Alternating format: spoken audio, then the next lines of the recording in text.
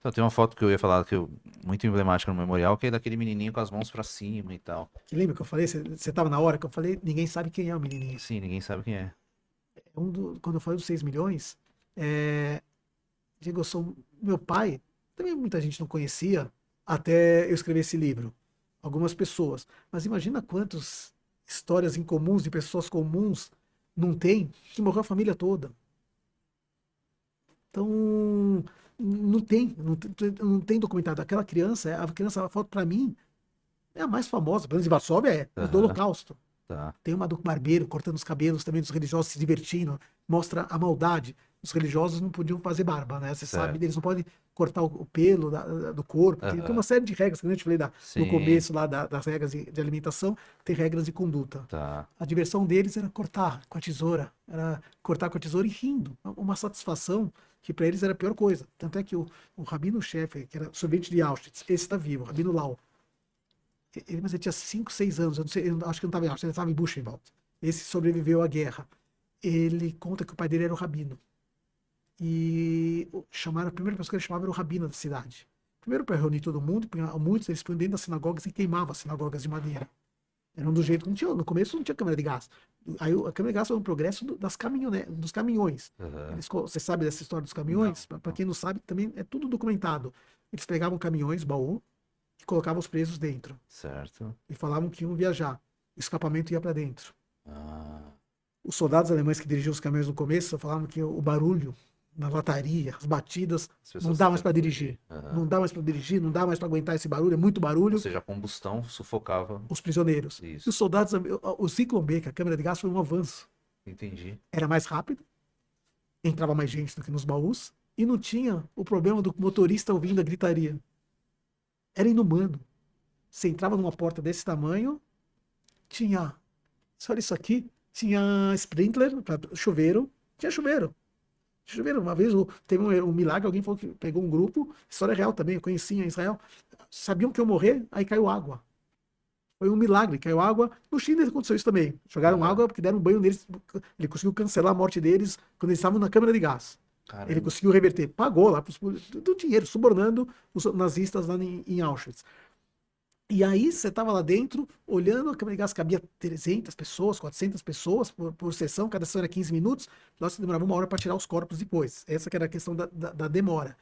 Mas era tudo muito inumano, você não tinha contato humano. O cara conseguiu fazer uma indústria multinacional, que tinha campos em todos os Todos os lugares. lugares. Isso não tem comparação, Diego. Se eu puder falar em duas coisas, é o seguinte: primeiro, não foi uma guerra por territórios, Tá. que você pode questionar quem está certo, quem está errado, mas é uma guerra por territórios. Aham. Pode até configurar depois um assassinato, um genocídio, como aconteceu com os armênios. Mas aqui não tinha. Os judeus eram juízes, eram ministros, eram trabalhadores. Muitos prêmios Nobel da Alemanha foi de judeus, depois muitos foram para os Estados Unidos, agora os Estados Unidos superou a Alemanha em prêmios Nobel também, porque parte da contribuição desses prêmios Nobel são os filhos dessa turma que acabou saindo de lá, e a turma. Albert Einstein ganhou o prêmio, se bem que o Albert Einstein ganhou o prêmio Nobel como alemão, eu acho, nem como. Isso que é irônico, Aham. não como americano, se eu não estou falando bobagem, mas ele era um americano alemão. O Einstein fala uma frase muito boa que ele fala o seguinte: se ele tiver sucesso, essa frase, diga, você pode guardar. Einstein falava essa frase: se ele tiver sucesso nos experimentos, na ciência, o mundo vai falar que ele é cidadão do mundo. E a Alemanha vai falar que ele é alemão.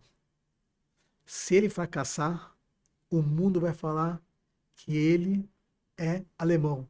E a Alemanha vai falar que ele é judeu. Caramba. Essa para mim é uma das frases mais fortes do que era o povo judeu sem ter um país com segurança. E isso fez o meu pai ir para Israel também naquele momento. Eu sou brasileiro, se eu quisesse morar em Israel, eu moraria em Israel. Aham. Já morei um ano lá. Meu pai morou em Israel, morou na Polônia, morou na Alemanha, mas para ele o país dele era o Brasil. Sim. O livro, digo, o livro é uma história de paixão de um imigrante. Você, em algum momento, teve imigrantes na tua família. Todo mundo vai se identificar. Uma parte conta a história de uma criança que passou pelo Holocausto, de maneira bem leve e profunda. Uma parte conta a história de uma pessoa que foi para um país viver em paz. Uma coisa que ele queria era guerra. Ele queria sossego, ele queria um pouco de pão, um trabalho, um pouco de dignidade. No que ele chega no país, a primeira coisa que deram para ele junto com, acho que um pedaço de pão foi uma arma. A guerra vai começar. Virou um soldado, acabou a guerra. Imagina um país naquela época pós-guerra. Não tinha comida, não tinha emprego, dormia de favor na casa de um motorista de ônibus, não via perspectiva nenhuma e acabou vindo para o Brasil. Os Estados Unidos já não tinha mais os papéis e o Brasil estava aceitando. Tá. Escolheu o Brasil e se apaixonou. Se apaixonou por aqui, só saiu do Brasil 2 vezes, uma para Argentina, que foi conhecer, a única vez que ele andou de avião, e uma para Israel, que a parte mais bonita do livro é a volta dele de Israel. Se quiser, posso até ler um pouquinho aqui, Lógico, fiquei ou deixar curioso. uma para curiosidade, ou a gente deixa aqui dá É, uma lida, a gente pode deixar ler. um spoilerzinho, mas é bom. A gente lê. A paixão dele por esse país e a gratidão que qualquer imigrante, ainda mais quem veio de guerra, e eu nasci aqui, sou brasileiro não por opção, por nascimento e por opção, poderíamos morar fora também, poderia tentar vir em outro lugar, mas meu pai é brasileiro por opção. Só tinha um passaporte. Aham. Caramba, forte. São muitos relatos que, poxa, não tenho nem o que falar, mas que isso precisa ser falado, porque eu acho que foi semana passada, e você vê que às vezes, talvez, não sei, não vou puxar a sardinha pra ninguém, mas talvez por falta de informação o povo merece, né? Porque eu vi que teve uma festa de formatura, não sei, de uma escola, alguma coisa assim, a fantasia de amigos, e um menino foi vestido de Hitler. Então será que esse, talvez tinha 16, 17 anos, será que esse menino sabe o que aconteceu? Ou será que ele é inocente o bastante pra, né? Então assim, pra isso a história precisa ser vista. Mas essa é aquela banalização do genocídio. Aham. Esse menino, eu vi essa Você notícia, viu? eu acho que é difícil hoje as pessoas não saberem, embora não sabem a profundidade do que foi. Sim. Então eu não quero culpar o menino, os pais do menino, que deixaram o menino ir com esse negócio, ainda fez a saudação nazista, mas o que me deixa mais chocado é quando um negro faz isso, ou um homossexual faz uma saudação dessas. Graças a Deus nunca vi um judeu fazer uma saudação dessas, mas quando alguém faz uma saudação dessas hoje em dia, sendo que era raça impura, ia ser morto, estava sendo morto, aliás. É Uhum. que tinha poucos negros na Europa, Sim. mas estavam sendo mortos também. E o negro, diferente do judeu, não tinha nem como se esconder, né? Você via na hora quem era.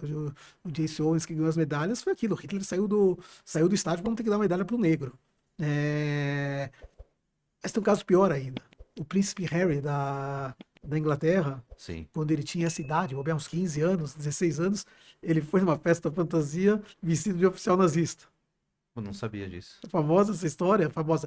As pessoas, é antiga, então não é Aham. mais comentado. Mas vira e Entendi. mexe, quando aconteceu o negócio que ele renunciou à coroa, etc e Aham. tal, é um pateta. Agora, se ele sabia, a Inglaterra, a avó dele, tinha que contar a história para ele, a Pra princesa, ele, a rainha Elizabeth, Elizabeth. ela ficou no palácio, falou que não ia sair do palácio durante a guerra. Com o pai dela, até o pai dela e Aham. a família toda ficaram no palácio.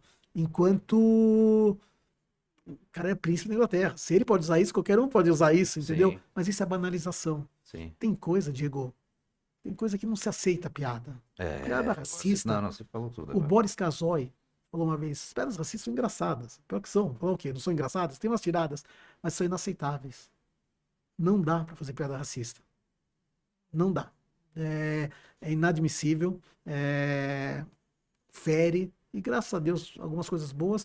O mundo tá mais. Se bem que ultimamente tá dando uma revertida, mas o É, mundo tá mais respeitoso no sentido de que. Estou falando de lugares civilizados. No trabalho, a gente tem um grupo de negros, um grupo de homossexuais, um grupo de mulheres.